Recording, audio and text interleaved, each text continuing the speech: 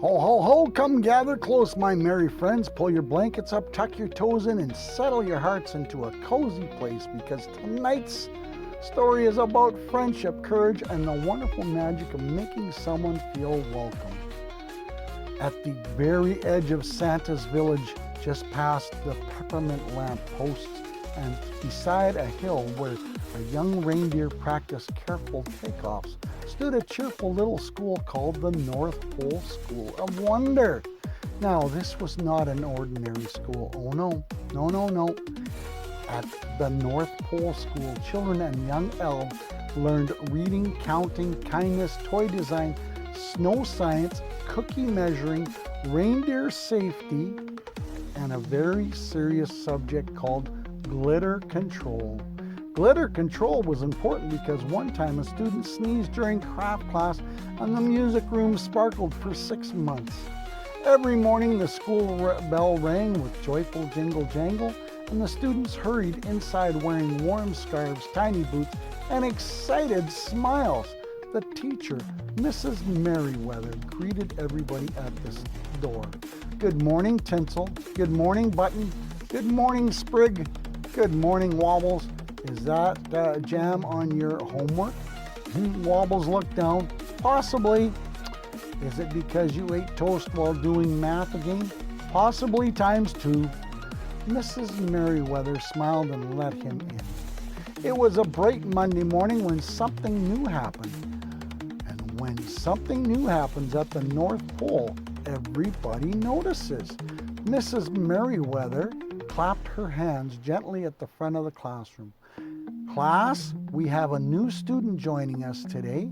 The room grew quiet and the door opened. In stepped a small elf with round glasses, a green sweater, and a backpack nearly as big as he was. His name was Elliot Evergreen. Elliot had just moved to the North Pole from a small mountain village far away. Where the snow fell sideways, the trees grew very tall, and everybody made wooden whistles for fun. He stood at the front of the classroom holding the straps of his backpack. His cheeks were pink, his boots pointed forward, and the boots pointed inward. And his smile was the kind of smile that made trying very hard to be brave. Everyone, said Mrs. Merriweather, this is Elliot. Hi, Elliot, the class called. Elliot gave a tiny wave. It was so tiny that Button whispered, was that a wave or did his mitten blink? Tinsel giggled, but Mrs. Merriweather gave her kind look that said, let's be gentle. Elliot sat at an empty desk near the window. Outside, snowflakes drifted down like snow feathers. Inside, Elliot felt like every eye in the room was resting on him. He opened up his notebook, then closed it, then opened it again. Sometimes nervous hands like to look busy. Mrs. Merriweather began the morning lesson. Today we're going to be designing kindness ornaments for the giving tree. The students cheered. The giving tree stood at the school hallway, and each week students hung ornaments with kind messages written on them. Something like this, it said, you matter, you are brave, thank you for being you. Wobbles once wrote, cookies are proof that hope is crunchy. Interesting. No one knew exactly what it meant, but made people smile. So Mrs. Merriweather allowed it. The class began cutting paper stars, hearts, bells, and snowflakes. Elliot picked up a blue paper star and stared at it. He wanted to write something good, something meaningful, but his thoughts were all tangled. At the table beside him, Tinsel, Button, Sprig, and Wobbles were laughing. We should make a joke ornament, said Wobbles. Button grinned. What kind? Wobbles thought very seriously. What did the snowman bring? Why did the snowman bring a pencil? Sprig shrugged. Why? To draw a children's book. The table groaned. That was terrible, said Tinsel. Thank you, said Wobbles proudly.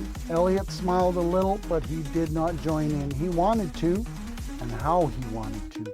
But joining a group when you are new can feel like stepping onto ice and not knowing if it will hold. At lunch, the student gathered in the cafeteria, where warm soup steamed, cocoa was served in little red cups, and the lunch elf, Mr. Crumble, announced every meal as if it were a royal feast. Today's soup is carrot snowflake stew, he declared, made with 14 carrots and 1 dramatic onion. Elliot sat at the end of a long table. He unpacked his lunch, a sandwich, an apple, a wooden whistle his grandfather made. Tinsel noticed it from 2 seats away. What's that? Elliot looked up quickly. Oh, it's just a whistle. Can it whistle? Elliot nodded. Button leaned forward. That seems like the main job of whistle. Wobbles said, unless it's decorative. I once had a decorative spoon. You ate pudding with it, said Sprig. Exactly, decoratively. Elliot held the whistle carefully. My grandfather carved it. It sounds like a mountain bird. Can we hear it, said Tinsel. Elliot froze. The whole table looked at him. His heart thumped. He wanted to play it. But what if it squeaked? What if it laughed? What if the mountain bird sounded silly at the North Pole? Maybe later, he said softly, putting it back in his lunchbox. The table went quiet for a moment, then everybody turned to eating. But Elliot felt smaller than before. That afternoon, the class went outside for snow games. The favorite snow game of the North Pole School was sleigh tag. It was simple. Somebody pulled a tiny sled with another student sat inside, and the teams raced from snow cone markers to the big peppermint pole. Elliot never played sleigh tag. In his old village, they played pine cold roll, which involved rolling pine cones down hills and then pretending that they had meant to go crooked. Mrs. Merriweather divided everybody into teams. Elliot, would you like to join Sprig and Button? Elliot nodded. Button smiled. Great, you can ride first. Elliot climbed into the little sled. Sprig grabbed the rope. Ready? Elliot nodded. Sprig ran. The sled moved. Then it hit a bump. Elliot bounced. His hat flew off. He slid sideways into a snowbank with only his boots sticking out. For one tiny second, everybody was silent. Then Wobbles said, I give that landing a snow out of 10. Everybody laughed. Elliot heard the laughter from inside the snowbank. His face burned. He knew they were not trying to be cruel, but sometimes laughter could feel sharp when you are already nervous. Sprig pulled him out. Are you okay? Elliot brushed snow from his glasses. I'm fine. But he was not fine. Not really. The rest of the day felt long. Then the final bell rang. Elliot packed his bag slowly. Mrs. Merriweather came over. First days can feel big, she said gently. Elliot nodded. Everybody already has friends. That can be hard. They already know the games, yes, and the jokes. Mrs. Merriweather smiled. I'm not sure anybody truly understands Wobble's jokes. Elliot smiled a little. Mrs. Merriweather sat beside his desk. Did you know what I noticed today? Elliot shook his head. You kept trying, even when it felt uncomfortable. Elliot looked down. I didn't talk much. Trying doesn't always look loud, she said. Sometimes trying is just staying in the room. That made Elliot feel a little better. Not all the way better, but a little. The next morning, Elliot almost asked to stay home. His mother packed his lunch and noticed his quiet face. Worried about school? Elliot nodded. What if I don't fit? His mother tucked a wooden whistle into his lunchbox. Sometimes fitting in takes time, but belonging starts when someone sees the real you. What if they don't? Then give them a little chance. Elliot sighed. A little chance sounds hard. His mother smiled. Most brave things do. At school, Mrs. Merriweather announced a special project. This Friday, she said, our class will perform a welcome song at the Winter Lights gathering. The students cheered. Everybody will help, said Mrs. Merriweather, singing bells, rhythm sticks, and instruments. Elliot's fingers touched the whistle in his pocket. He knew the perfect sound for a perfect winter song. A mountain bird call, a soft, clear, beautiful, but saying so felt impossible. The class practiced all morning. Tinsel sang the melody, Button played bells, Sprig tapped rhythm sticks, Wobble was given a triangle and told to use it only when instructed. This was wise because Wobbles believed every song needs surprise dinging. Elliot stood in the back, quietly singing. During practice, the song sounded nice, but something was missing. Miss Merriweather tilted her head. It needs, one more sound, she said. Something light, something that feels like morning over snow. Elliot's heart jumped. His whistle. He knew it. He opened his mouth, but no words came out. Tinsel said, maybe more bells. Button shook his head. Too shiny. Wobbles raised the triangle. Mrs. Merriweather gently lowered his hand. Not yet, dear. Elliot swallowed. His voice hid again. At recess, he sat on the bench near the snow garden. Santa happened to be walking by carrying a small stack of letters. Now, Santa Papa John, me, would often visit the school. He liked seeing what children and elves were learning, and he especially liked checking whether glitter control had improved.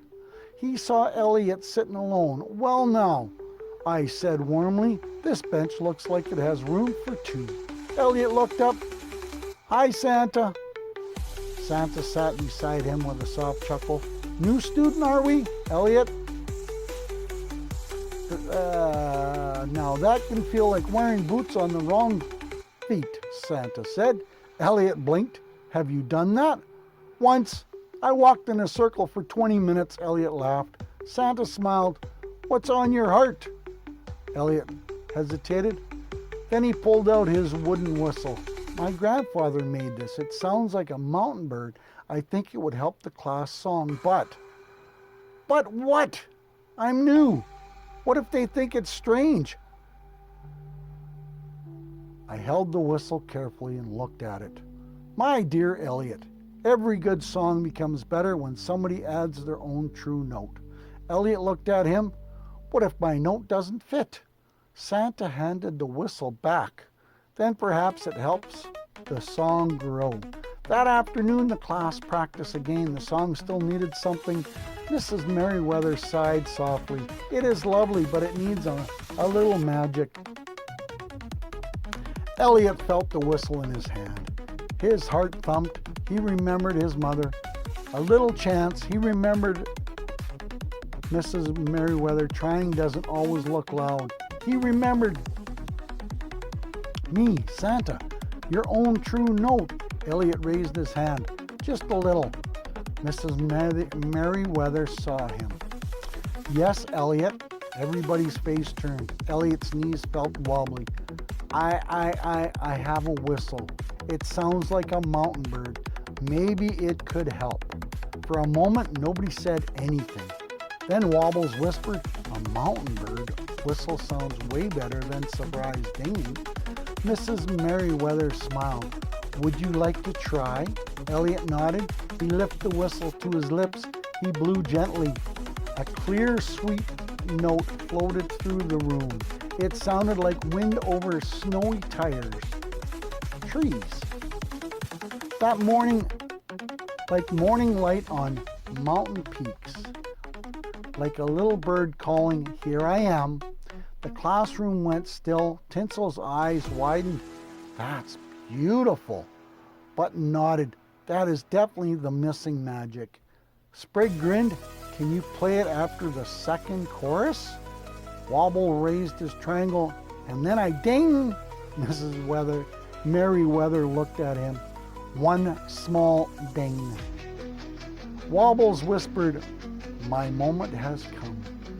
Everybody laughed. This time Elliot laughed too, and the laughter felt warm, not sharp. Friday evening arrived. The winter lights gathering filled the schoolyard with lanterns. cocoa tables, families twinkling garlands. Elliot stood with the class near the little wooden stage. He was nervous, very nervous. His whistle felt smooth in his hand. Tinsel leaned over. I'm glad you're here. Elliot looked at her. You are? Yes, she said. Our song needed you. Those words filled the quiet place inside him. When it was time, the class stepped onto the stage. Mrs. Merriweather gave the signal. Tinsel began singing. Button's bells joined. Sprig's rhythm sticks tapped softly. Then came Elliot's part. He lifted the whistle, and for 1 second he was scared again. Then he saw Santa in the crowd smiling. Elliot played. Mountain bird call rang out clear and beautiful. The audience grew quiet. Then Wobbles added one perfect triangle ding. Just one. And miraculously, really, the song ended and the whole schoolyard burst into applause. Elliot's face glowed. Afterwards, students gathered around him. Can you teach me that, said Button. Can you make another bird sound, said Sprig. Can it sound like a cookie, asked Wobbles. No, said Elliot. Worth asking, said Wobbles. Tinsel smiled. You should sit with us on Monday. Elliot smiled back. I'd like that. Later that night, as lanterns glowed and snowflakes drifted down, Santa found Elliot near the giving tree. Well, Santa said, it seems your true note found a home. Elliot looked at the tree. On one branch hung his blue paper star. He had finally written his message. There is room for your voice. I, Santa, read it and nodded. That is a fine kindness ornament. Elliot smiled. I think I understand now. What's that? I didn't have to be like everyone else to belong. Santa's eyes twinkled. No, my boy, belonging is not about becoming the same. It's about being welcomed as yourself. On Monday, Elliot walked into the North Pole School of Wonder feeling different. Not because everything was easy, not because he was never nervous again, not because he knew he had something to share. At lunch, he sat with Tinsel, Button, Sprig, and Wobbles. Wobbles leaned forward. I have a new joke. Tinsel groaned. Elliot smiled. Let's hear it. Wobbles cleared his throat. Why did the gingerbread student bring a ladder to school? Button sighed. Why? Because he wanted to go to High Cookie. Everybody laughed. Even Mrs. Merriweather laughed from across the room, though she tried to hide it behind a lesson plan. Elliot took out his whistle. Maybe I can make a sound for that joke.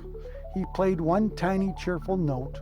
The table clapped, and from that day on, North Pole School of Wonder had something new, a mountain bird sound in its songs. A new friend at its lunch table, a blue star at the giving tree, and one small elf who learned that being new was not the same as being alone. It was simply the beginning of being known. Here's the moral of the story. Being new can feel scary, lonely, and uncertain, but it can also be the beginning of wonderful friendship and beautiful discoveries. You do not have to change who you are to belong.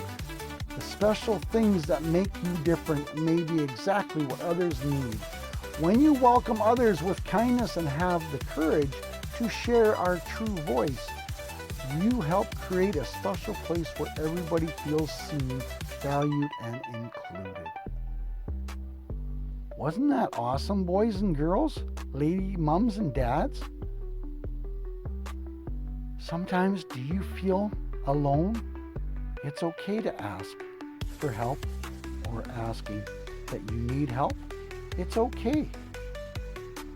Santa believes that everybody is here for a reason. So I hope you enjoyed that story. I hope you tell your friends that you saw Santa reading stories. And you can come back for the next Storytime by Santa. Ho, ho, ho. Santa loves you.